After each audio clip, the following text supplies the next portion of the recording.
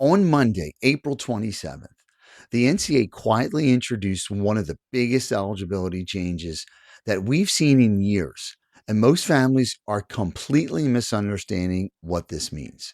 NCAA President Charlie Baker says he believes this is a major step towards fixing eligibility chaos in college sports. But here's what nobody's explaining: who gets this extra year? Who doesn't? When does this actually begin? And could this actually help high school athletes long term? So let's break it down.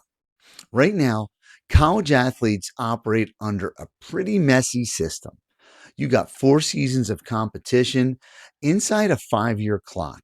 Then, over the last several years, we've added COVID years, medical waivers, red shirts, junior college waivers, court cases involving junior hockey athletes, and multiple eligibility lawsuits.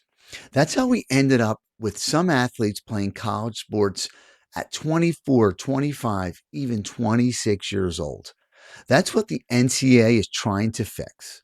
So on Monday, April 27th, the Division One Board of Directors told the Division One Council to move forward with a new age-based eligibility model.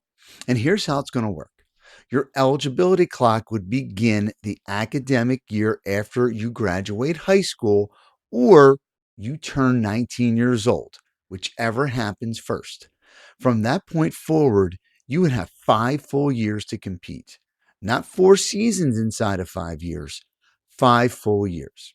That means no more endless eligibility loopholes, no more 26-year-old players showing up on college rosters after stacking multiple waivers. Charlie Baker made it very clear that this is about simplifying the system. And he also made it clear not everyone benefits. His quote was simple: if you used up your eligibility, you've used it up. That means athletes whose eligibility expires after the 25-26 academic year are most likely done. No retroactive extra year. That's important because some current athletes may feel stuck in the middle. So, who gets grandfathered in? Current athletes competing during the 25-26 academic year stay under the old system. The NCAA specifically said these changes are not expected to apply retroactively to athletes whose eligibility ends by spring of 2026. So, current seniors finishing now, graduate transfers finishing now, players already out of eligibility, they likely do not benefit. When could this happen? This is not official yet. The Division One cabinet meets in May. That's the next major step. If approved, many believe this could begin as early as the 26-27 academic year. Division 2 and 3 families, listen carefully.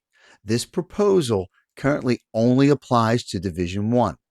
Division 2 and Division 3 have not announced similar plans. And that matters because their financial models are completely different. So here's where it gets interesting. In the short term, there may still be some roster logjams as programs adjust. But long term, this may actually help high school athletes. Why? Because college rosters may stop getting overloaded with older athletes who keep stacking extra years through waivers and loopholes. Instead of competing against 24, 25, and 26-year-old athletes, high school players may be competing against a more predictable age group again. That creates more normal roster turnover. That creates more predictable recruiting cycles. And honestly, college sports desperately needs that. So, in closing, this is not final yet, but this is one of the biggest NCAA recruiting stories families need to understand right now. Don't just read the headline, understand how it changes opportunities. And if you're looking for help in the recruiting process, download my free college recruiting Jumpstart pack. It's listed in my bio, or go visit keithmondillo.com.